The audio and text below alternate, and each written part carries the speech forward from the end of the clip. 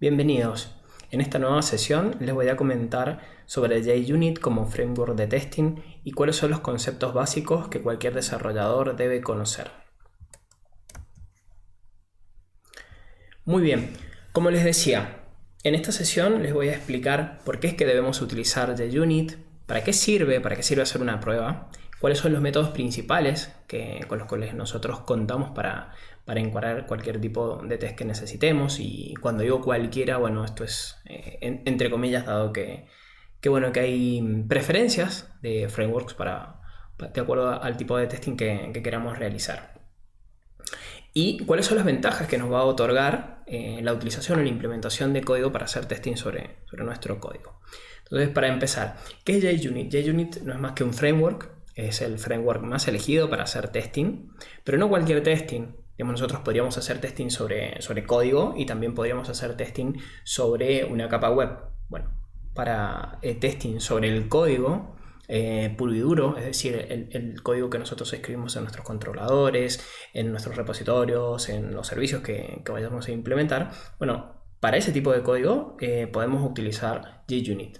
Si por el contrario necesitásemos o tuviéramos como tarea realizar testing sobre una capa web, bueno, ahí podemos elegir entre otros frameworks. Uno muy popular que se utiliza muchísimo para esto es Selenium. Pero bueno, retomando y volviendo hacia JUnit. Entonces, les decía, es un framework, es el framework más utilizado, pero no es el único. TestNG es otro framework para hacer pruebas. Sin embargo, JUnit hoy manda por ser el más elegido. Bien, ¿por qué deberíamos de hacer pruebas? Las pruebas son esenciales en cualquier tipo de código que escribamos, ya que son ellas las que nos van a proteger de que frente a futuros cambios sobre las implementaciones ya existentes, el test es el que nos va a proteger de que sigamos otorgando los resultados esperados. Es decir, si nosotros antes de comenzar algo se espera que frente a un determinado input tengamos un output resultado. Bueno, al tener escrito un test que valide ese output, nosotros sabemos que si hemos modificado código, bueno, para esas pruebas son las que nos van a salvar o resguardar de estar alterando erróneamente nuestro código. ¿Qué cosas más podemos chequear en el código? Bueno, nosotros cada vez que escribimos métodos, puede ser que estos métodos lancen o tengan en su firma la declaración de una excepción. Entonces nosotros podríamos testear eso y controlar, porque un método que tiene marcado la posibilidad de lanzar una excepción de determinado tipo que al final nunca la manda, es una excepción que está mal declarada porque el método no lo hace nunca. Entonces, mediante este tipo de testing nosotros podríamos encontrar o podríamos chequear de que esa excepción o las excepciones que estén declaradas en algún punto de su código se ejecuten.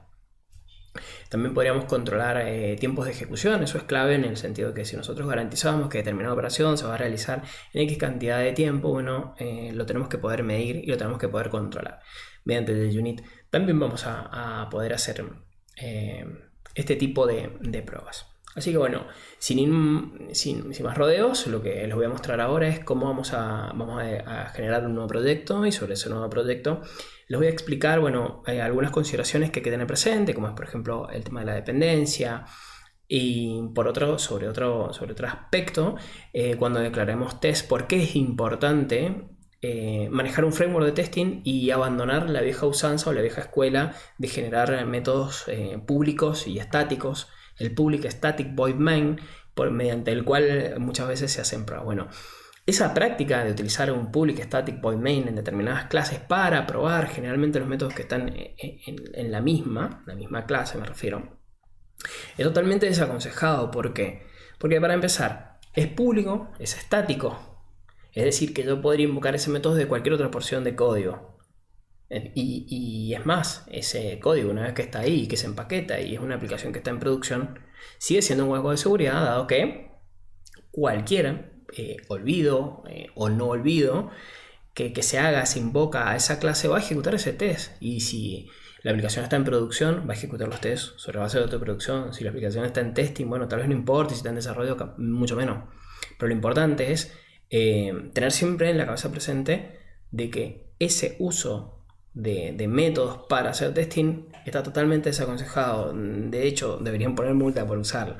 Entonces, sí, pero si en cambio nosotros trabajamos los testing como corresponde mediante un test, ¿sí? Ese código se va a ejecutar siempre y cuando esté en un ambiente de testing y mediante la invocación necesaria.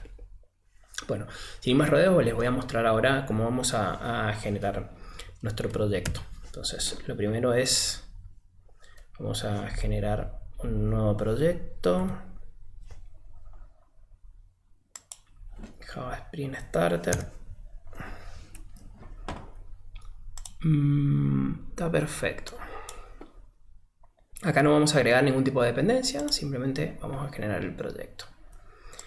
Perfecto, entonces, como venimos viendo de otras sesiones, nosotros en los proyectos vamos a tener dentro de la carpeta source una carpeta main y otra test. Bueno, todo nuestro código va a terminar en la carpeta test, pero la invocación de métodos o de clases, digamos las clases en las que nosotros estemos invocando para testear justamente, van a estar en la clase main. Entonces,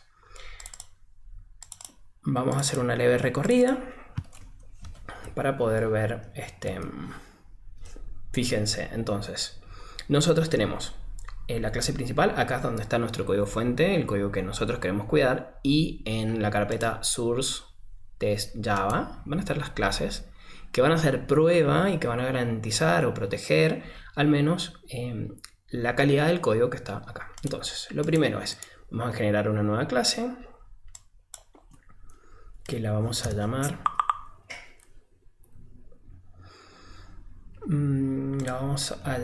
calculadora. Es un buen ejemplo, calculadora.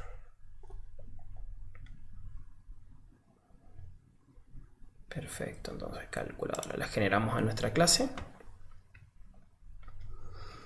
Y sobre este método nosotros vamos a agregar diferentes métodos. Por ejemplo, perdón, me expresé mal. Sobre esta clase vamos a agregar distintos métodos. Por ejemplo, public int sumar, y que va a recibir dos parámetros, por ejemplo a y b.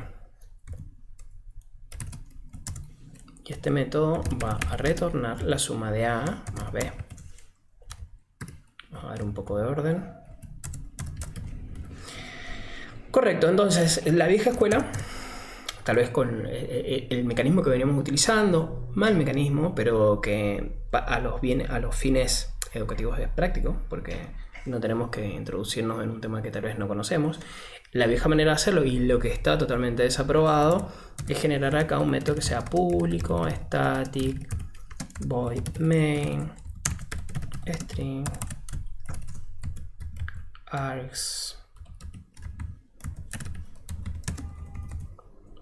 Y acá poder hacer la invocación clásica de decir voy a generar una variable que sea calculadora calc igual new calculadora, y sobre calc ejecutar tal vez el método sumar calculadora.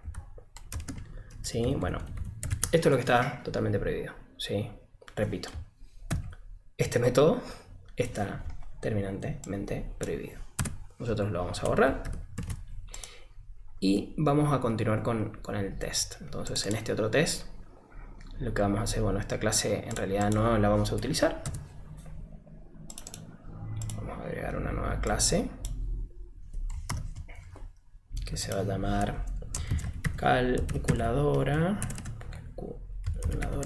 test. Bien, y en este vamos a agregar un método que se va a llamar, va a ser public void test sumar. El nombre del método no le hace, lo único que nosotros necesitamos sí o sí para asegurar que se ejecute es agregar @test.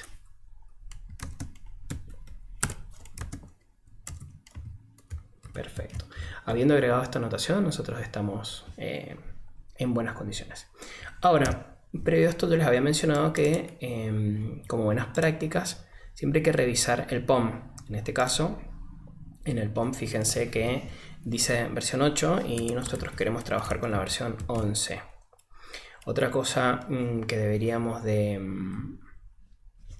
tener siempre presente es de agregar un plugin que nos garantice que tanto nuestro código como el código generado, como el código, digamos, el código fuente y el código que se va a ejecutar posteriormente mantengan la misma versión. Entonces para ello agregamos este plugin.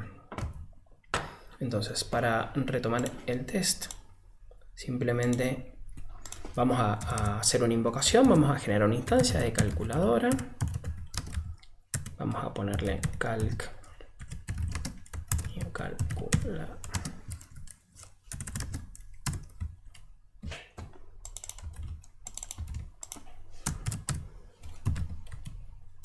Bien, y tenemos un solo método disponible que es sumar. Bueno, a todo esto le vamos a agregar los parámetros que necesitamos. Int a, b, c. Vamos a agregar valores. Por ejemplo, queremos sumar 2 más 3. Y en la variable c vamos a poner el resultado esperado, que nosotros sabemos que es 5. Y nos está faltando una variable más que vamos a utilizar como variable para presentar por pantalla. Resultado. Perfecto, entonces vamos a asignar en resultado el valor de sumar a más b. Y esto lo vamos a presentar por pantalla, como ingresando resultado. Bien, ¿cómo ejecutamos esto? Sencillo, botón derecho, debug as, JUnit test. Bien, esto que me está apareciendo a mí acá está buenísimo realmente, porque vamos a trabajarlo ya mismo. Lo que nos está pasando es lo siguiente: nosotros hemos actualizado POM, hemos dicho que queremos que trabaje con esta versión, pero lo que no hemos hecho es apoyarnos en el plugin del IDE para que se ejecute esa actualización. Lo vamos a seleccionar. Bien. Vamos a revisar que haya terminado. Sí, terminó.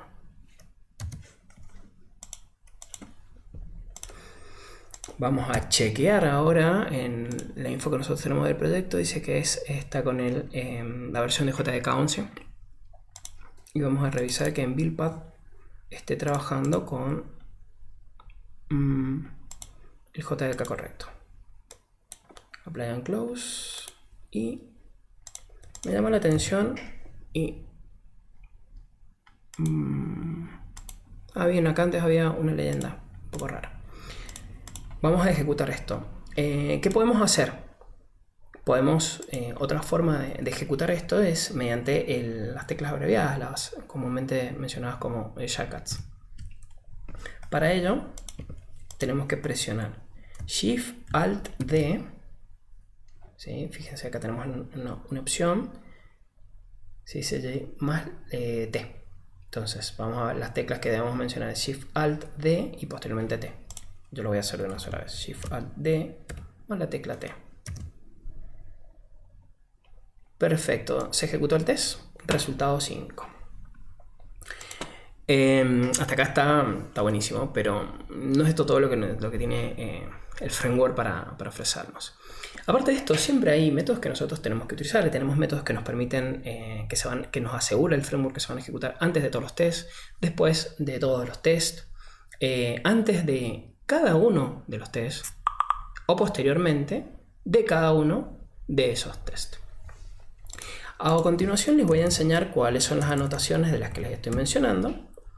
Yo les decía que hay una forma, un mecanismo de decir que podemos agregar before all, y este método se garantiza que se va a ejecutar antes de todos los tests. Entonces, public y tanto before all como after all son métodos que deben ser declarados como estáticos. Por eso lo estoy haciendo así: public static void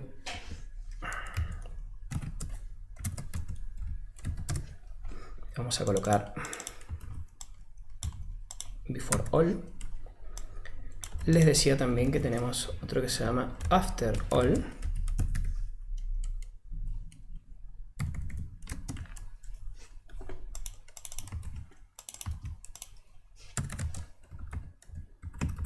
Entonces ahora brevemente les voy a mostrar cómo es que se están utilizando o cuál sería un uso práctico para ellos. Tenemos un after each.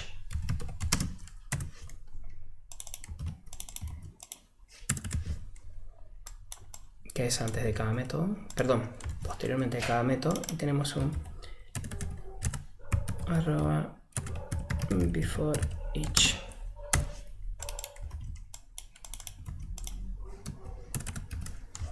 Entonces vamos a agregarle una anotación simplemente a título ilustrativo. Este es before all.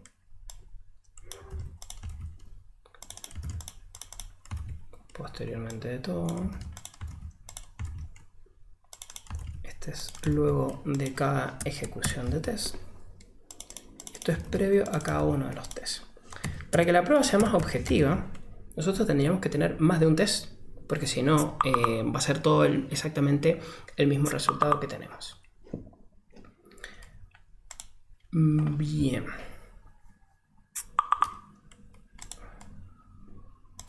Entonces a continuación vamos a agregar el mismo test con el mismo cuerpo. Simplemente no vamos a cambiar demasiado, porque lo que estoy buscando ahora es justamente que podamos ver cómo se ejecuta. Voy a usar el shortcut.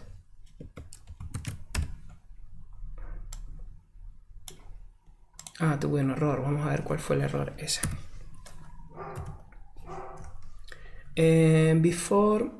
Es probable que me haya equivocado en que tanto after y before each no necesitan ser métodos estáticos. Ejecutamos nuevamente. Bien, entonces tenemos que el método before all y after all se ejecutan una sola vez, al comienzo y al final, y después before each y after each se ejecutan antes y después de cada uno de los métodos. Por eso tenemos este resultado que estoy presentando ahora, ¿sí? Entonces, repito, before all se ejecuta antes de todo, after all después de todo, y tenemos el before y el after por cada uno de los métodos que nuestros tests contengan. Bueno, esto es simplemente una introducción muy breve, muy rápida, fugaz, pero lo que vamos a hacer es lo vamos a profundizar en la próxima sesión, donde les voy a mencionar y vamos a trabajar con ejemplos de las assertions. Entonces nos vemos en